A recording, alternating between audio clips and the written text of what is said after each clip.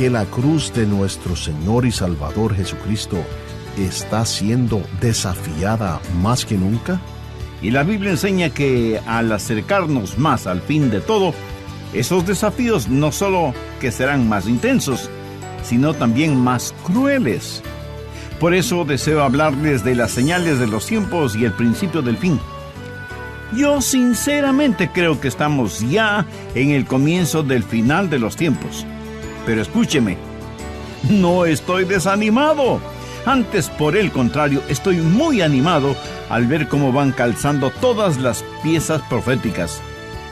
A veces la gente me pregunta, Pastor, ¿el mundo se está mejorando o empeorando? Y mi respuesta es, sí. Mientras la noche se vuelve más oscura, los santos se vuelven más brillantes. Amén. Así es. Mientras la noche se vuelve más oscura, los santos se vuelven más brillantes. Saludos amigos y amigas y sean bienvenidos a nuestro programa El Amor que Vale. En su mensaje de hoy, el Dr. Adrian Rogers, en la voz del pastor Lenín de Llanón, nos habla de las señales de los tiempos y el principio del fin. Por favor, busque en su Biblia el Evangelio de Mateo, capítulo 24. La humanidad siempre ha querido mirar el futuro. Tenemos los pronosticadores, los adivinadores, los que todo lo saben, los autoproclamados profetas, sin ninguna inspiración divina. El único libro 100% seguro es la Biblia, la palabra de Dios. Y el próximo gran evento que estamos esperando es el retorno literal, visible y corporal de nuestro Señor y Salvador Jesucristo. Y quiero decirle que este evento, el regreso de Cristo, es una de las mayores doctrinas en la palabra de Dios. Se lo menciona no menos de 1200 veces en el Antiguo Testamento y por lo menos 300 veces más en el Nuevo Testamento. Dios nos está diciendo que este mismo Jesús que ya vino, vendrá otra vez. Y hoy vamos a estudiar las palabras de Jesús, guiándonos en un viaje profético, mirando lo que pasa en nuestra época y luego en la época por venir, y veremos en la palabra de Dios cuál es el destino del planeta Tierra.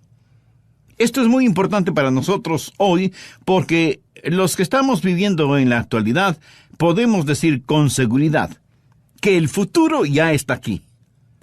Quiero que note el trasfondo de la profecía que vamos a leer. Leamos los 3 primeros versos de Mateo 24. Cuando Jesús salió del templo y se iba, se acercaron sus discípulos para mostrarle los edificios del templo. ¿Cree usted que Jesús no había visto esos edificios antes? ¿Por qué los discípulos querían mostrarle a Jesús los edificios del templo? Respondiendo, él les dijo, ¿veis todo esto?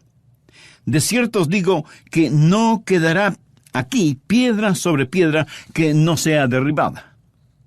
Y estando él sentado en el monte de los Olivos, los discípulos se le acercaron aparte diciendo, dinos, ¿cuándo serán estas cosas? ¿Y qué señal habrá de tu venida y del fin del siglo? Ahora, cuando usted tiene esta profecía en la mente, recuerde que este es el trasfondo. Recuerde también que desde el monte de los Olivos se miraba abajo el templo. Y el templo era absolutamente magnífico. El templo era el centro de la vida judía, espiritual y socialmente. Todas sus esperanzas estaban basadas ahí en el templo. Y ahí estaba, en el monte Moria, como una montaña de oro. El historiador Josefo dice que parecía una montaña de nieve. Ahí brilla bajo el sol cuando el sol sale por el oriente, bañando el monte de los Olivos. ¿Por qué los discípulos vinieron y le dijeron al Señor, mira, mira este templo? ¿Por qué se lo mostraron? Bueno, tiene que recordar que Jesús había hecho una profecía en Mateo 23, verso 37. Jesús, bajando del monte de los Olivos, comenzó a derramar copiosas lágrimas al mirar Jerusalén. Y ahí está el templo, enfrente de él. Y esto es lo que él dice. Jerusalén, Jerusalén, que matas a los profetas y apedreas a los que te son enviados. ¿Cuántas veces quise juntar a tus hijos como la gallina junta sus polluelos debajo de las alas, y no quisiste? He aquí vuestra casa. Y aquí Jesús se refería al templo. Os es dejada desierta, porque os digo que desde ahora no me veréis, hasta que digáis, bendito el que viene en el nombre del Señor. Ellos no podían creer que este templo jamás quedaría desierto. No parecía que eso llegara a suceder jamás. Pero para empeorar las cosas, Jesús dijo que este templo no quedaría piedra sobre piedra. Ellos no podían creerlo. Si usted alguna vez ha visto las ruinas de este templo, las enormes y masivas piedras diseminadas por el valle, a lo mejor entiende por qué la declaración de Jesús no tenía sentido para los discípulos. Ellos dijeron, Jesús, ¿estás diciendo que este lugar va a quedar desolado? ¿Que no va a quedar una piedra sobre otra? Jesús, por favor, mira estas enormes piedras. Yo he visto estas piedras en la base de la muralla. Algunas son tan grandes como una iglesia pequeña. ¿Cómo hicieron para poner esas enormes piedras en su lugar? No tengo ni la menor idea. Y no se olvide que ellos no tenían las modernas maquinarias de construcción que ahora tenemos. Los discípulos dijeron, Jesús, mira esto, mira estas gigantescas piedras. Jesús había profetizado destrucción, y eso no parecía razonable. Los romanos vendrían y destruirían Jerusalén, y ya existía el fermento de la rebelión contra el gobierno romano, y Jesús profetiza eso. De hecho, en Lucas 21:20 Jesús dijo, pero cuando viereis a Jerusalén rodeada de ejércitos, sabed entonces que su destrucción ha llegado. Quiere decir que el templo quedaría desolado. ¿Cuándo iban a saber que esto sucedería? Cuando vieran a Jerusalén rodeada de ejércitos. Bueno, 40 años después de que Jesús dijera esto, el ejército romano, bajo las órdenes del emperador Tito Flavio, vino y rodeó la ciudad de Jerusalén con sus ejércitos, exactamente como Jesús lo había profetizado. Más tarde, los saqueadores, con poderosas maquinarias, han ido a tratar de apartar esas piedras, tratando de encontrar entre las fisuras de las piedras el oro derretido. Y lo que Jesús dijo, mucha gente lo consideró inimaginable. Por eso le dijeron, Jesús, mire estas enormes piedras. ¿Sabes lo que estás diciendo? Y Jesús sabía exactamente lo que estaba diciendo. He estado muchas veces en el Templo del Monte, y si busca el templo de Herodes puede encontrar otros templos. Yo he visto las ruinas de otros templos, pero escúcheme, usted no encontrará una piedra sobre otra, ni una sola, exactamente como Jesús dijo. Eso debe enseñarnos algo. No vivimos por la razón, vivimos por la revelación. No trate de explicar como sin importancia las profecías de la palabra de Dios.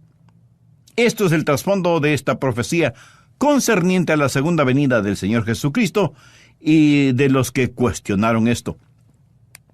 Ahora note el tema de la profecía.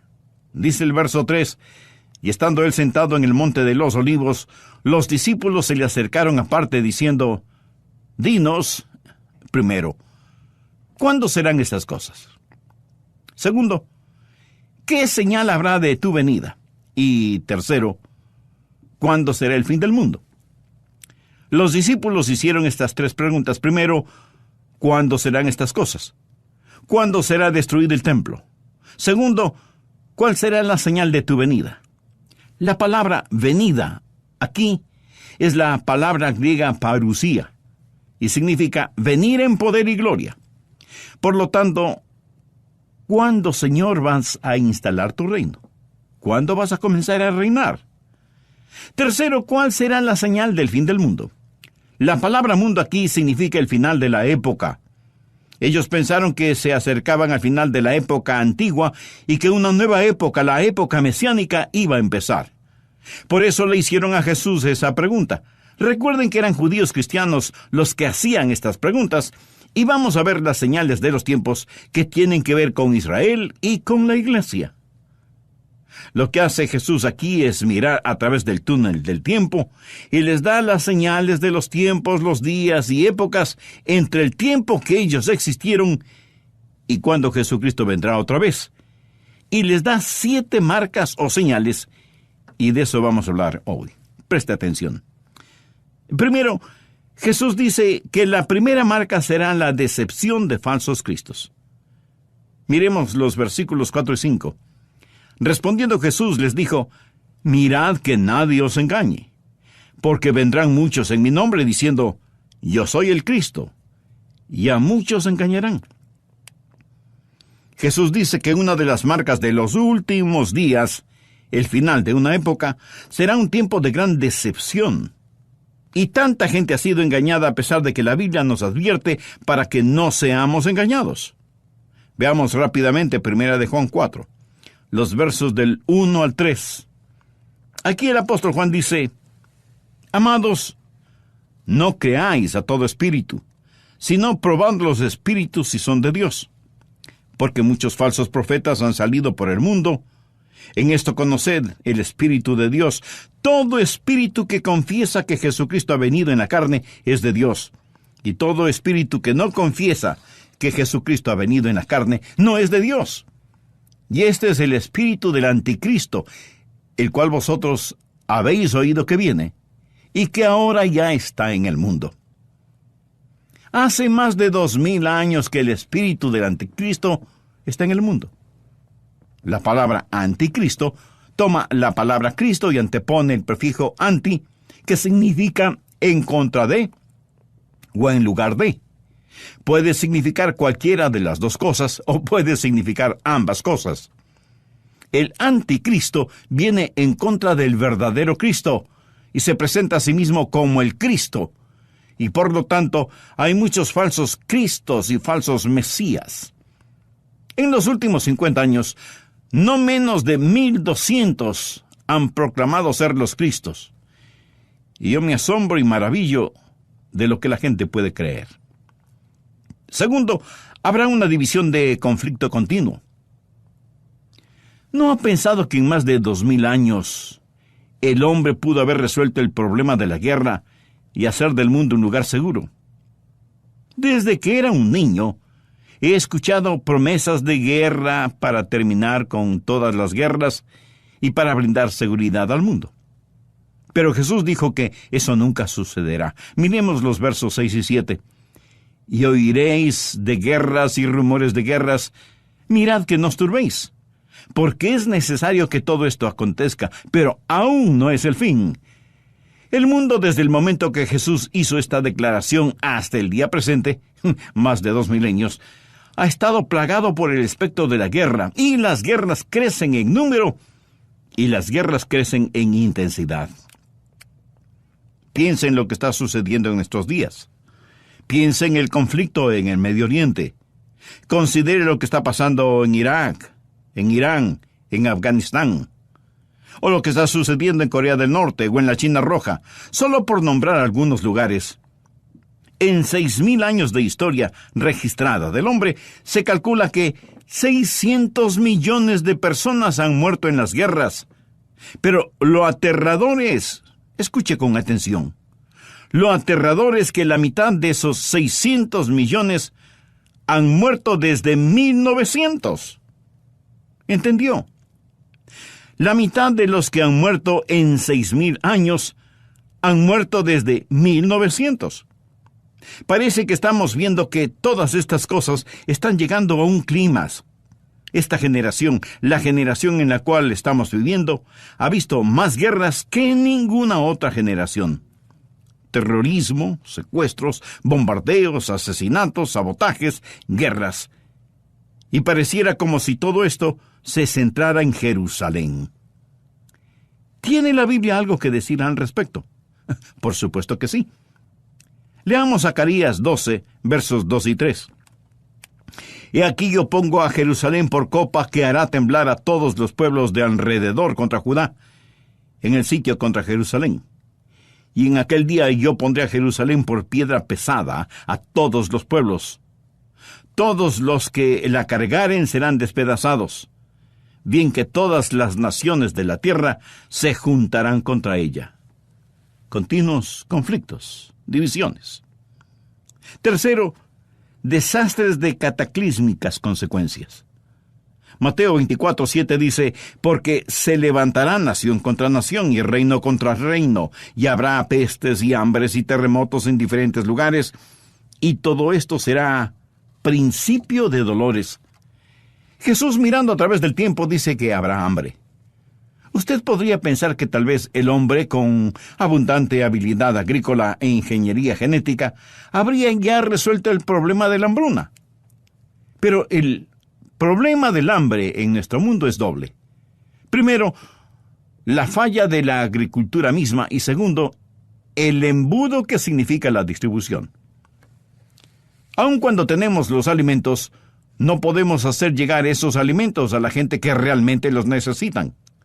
Pero dentro de un poco tiempo no tendremos alimentos suficientes. Vivimos en el planeta Tierra consumiendo casi de inmediato lo que la Tierra produce. Ya no tenemos graneros bien abastecidos como antes. Un muy conocido biólogo y sociólogo ha dicho, y lo cito textualmente, el planeta Tierra ya no es una sociedad sostenible. Con la población mundial duplicada 2 veces en el siglo pasado, la Tierra está siendo obligada a producir alimentos, y la consecuencia es que la 1/4 parte de la Tierra se está volviendo estéril y erosionada. La Biblia enseña que durante la tribulación, que puede estar solo a unos pocos años de distancia, usted tendrá que pagar entre $80 y $100 por un par de libras de trigo, para poder hacer unos pocos panes. Una terrible hambruna se acerca sobre la tierra. China, por ejemplo, que alguna vez fue la primera exportadora de granos en el mundo, ahora es la número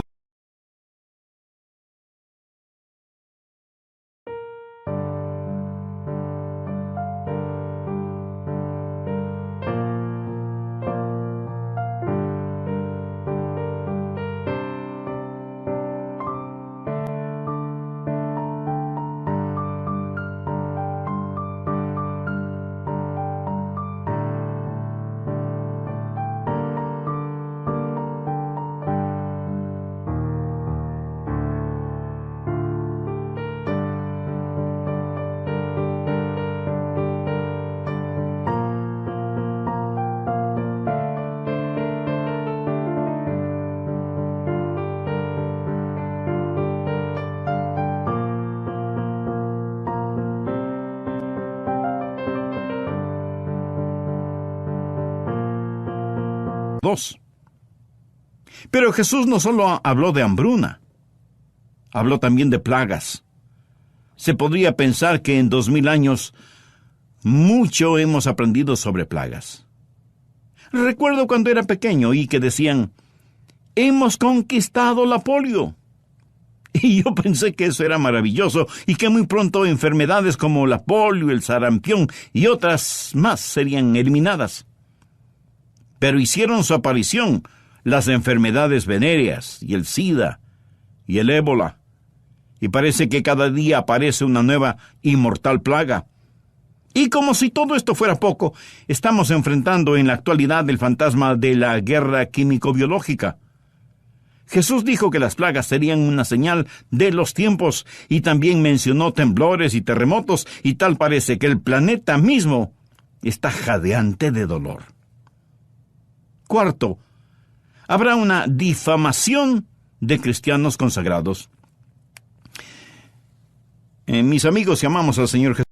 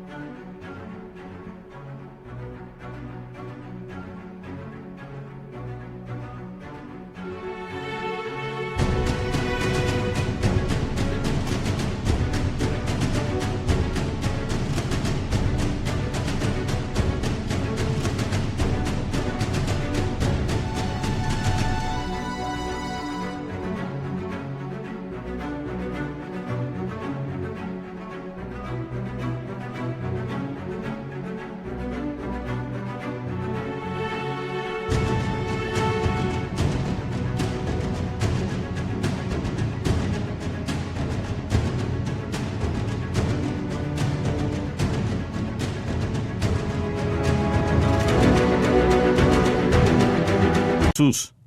Vamos a ser difamados. Será una señal de los tiempos. Veamos Mateo 24, versos 9 y 10. Entonces os entregarán a tribulación y os matarán, y seréis aborrecidos de todas las gentes por causa de mi nombre. Muchos tropezarán entonces, y se entregarán unos a otros, y unos a otros se aborrecerán. Jesús dijo que la persecución religiosa se aumentará al final de los tiempos, y estará centrada contra el cristianismo, aquellos que siguen al Señor Jesucristo. A este mundo no le importa tener religión, pero se resiente si hablamos del Señor Jesucristo. ¿Sabía que más cristianos han muerto por su fe en el siglo pasado que en todos los demás siglos desde que Cristo murió en la cruz?